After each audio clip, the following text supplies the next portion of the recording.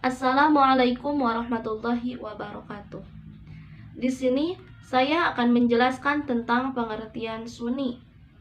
Sunni atau sering juga disebut Ahlus Sunnah wal Jamaah adalah orang-orang yang melakukan sunnah Nabi Muhammad dengan cara meneladani sikap dan sifat Nabi Muhammad SAW. Kurang lebih 90% dari umat di dunia adalah kaum Sunni, dan Sunni juga sering disebut salafus sahih. As-sunnah menurut bahasa adalah thoriqoh, yang artinya jalan, cara dan perilaku walaupun tindakannya tidak diridhoi.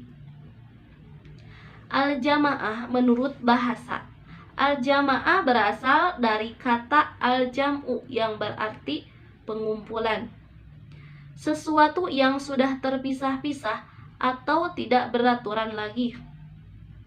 Selain itu, adapun kata jamaah yang berasal dari ijtima dan memiliki lawan kata tafaruq yang memiliki arti perpecahan.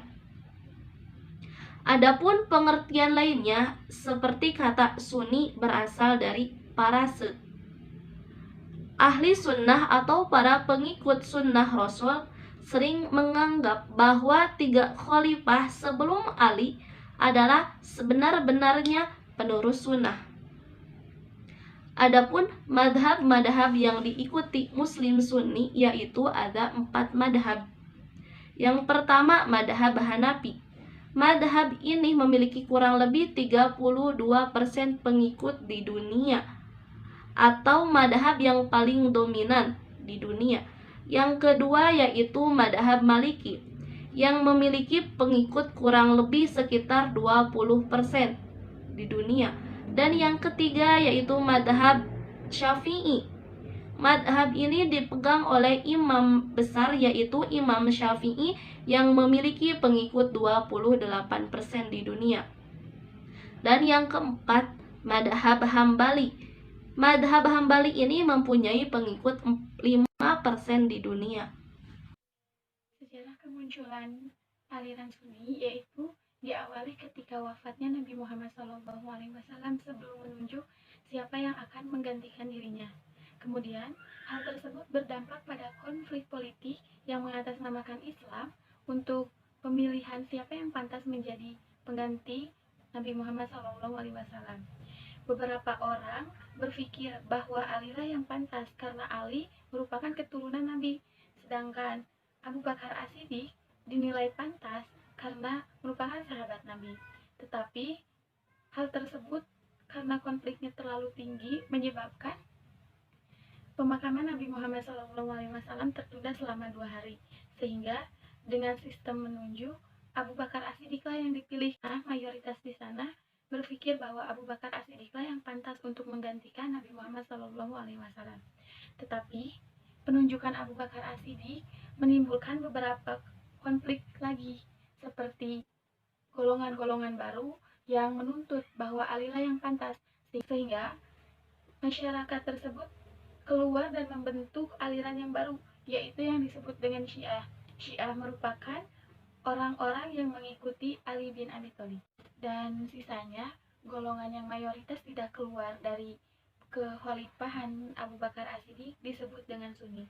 Sunni ini dikenal dengan Ahlus Sunnah wal Jamaah karena Sunni ini berpegang teguh terhadap suatu tradisi, yakni dari 4 mazhab, yaitu mazhab Hanafi yang didirikan oleh Abu Hanifah, mazhab Syafi'i yang didirikan oleh Imam Syafi'i, mazhab Maliki yang didirikan oleh Imam Maliki, dan mazhab Hambali yang didirikan oleh Imam Ahmad bin Hanbal. Di dalam sejarah, dalam pemetaan politik Islam, Sunni merupakan mayoritas pemegang kekuasaan dan pemikiran politik Islam. Dan pemikiran politik Sunni ini sering sekali dijadikan alat legitimasi bagi berkembangnya politik dalam Islam. Dalam pemerintahannya, kekuasaan atau khalifah bersifat sentris, di mana masyarakat dituntut untuk selalu menuruti apa yang menjadi kebijakan atau peraturan pemerintah atau khalifah. Karena khalifah pada saat itu berpegang teguh kepada Al-Quran Surat An-Nisa ayat 59. Dalam sejarah juga dijelaskan bahwa sistem pemerintahan pada saat munculnya aliran Sunni, menurut Al-Mawardi dan Al-Ghazali, bahwasanya pemerintahan yang dipimpin oleh mayoritas aliran Sunni ini teguh terhadap dalil-dalil Al-Quran dan sejalan dengan usul fiqh berdasarkan sunnah-sunnah Nabi. Sedangkan adapun menurut Ibnu Taimiyah, beliau menolak ijma menurut Al-Ghazali dan Al-Mawardi karena menurut beliau suatu pemerintahan akan berjalan dengan adanya hubungan sosiologis, bukan hanya saja menurut agama atau berdasarkan agama, tetapi secara umum. Sehingga dirumuskan dalam 3 pendapat yang tadi, kepatuhan terhadap kepala negara atau khalifah itu bersifat mutlak, sehingga masyarakat dituntut untuk senantiasa mengikuti apa yang telah diaturkan dan telah dibijakkan. Masyarakat tidak boleh menolaknya, karena aturan tersebut sudah mutlak dan sudah berdasarkan pemikiran-pemikiran sebelumnya yang dilandaskan dengan sunnah-sunnah dan dalil yang ada. Melalui proses panjang dalam sejarah disebutkan, setelah pemilihan Abu Bakar As-Siddiq di pertemuan Saqifah Bani Sa'idah, kemudian berturut-turut terpilihlah Umar bin Khattab, Utsman bin Affan, dan yang terakhir Ali bin Abi Thalib.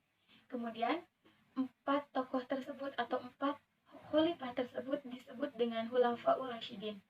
Terakhirnya pemerintahan Khulafaur Rasyidin, kemudian muncullah Muawiyah, yaitu dengan Bani Umayyah. Tetapi kemunculan Bani Umayyah ini semakin mengembangkan aliran-aliran, yaitu yang pertama Ahlus Sunnah wal Jamaah yang disebut dengan Sunni tadi. Kemudian golongan Ali atau pengikut Ali yang disebut dengan Syiah, dan yang terakhir adalah Khawarij. Khawarij itu golongan yang keluar dari Ali. Adapun tokoh-tokoh Sunni yaitu yang pertama Hasan al-Basri dengan ajarannya Zuhud, Khauf, dan Roja, yaitu tentang rasa takut kepada Allah Subhanahu wa taala. Kemudian yang kedua adalah Robi'ah al-Adawiyah, yaitu tokoh Sunni perempuan yang dengan ajarannya yaitu Mahabbah Ilaiyah, itu cinta kepada Allah Subhanahu wa taala.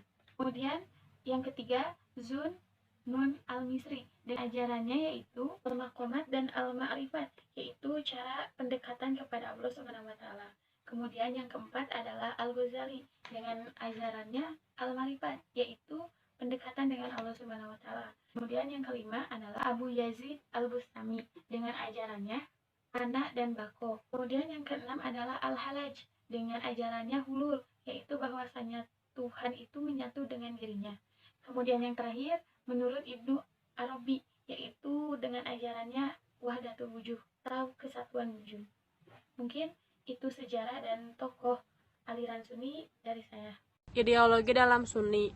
Adapun tradisi-tradisi dalam Sunni yaitu 1. Akikah.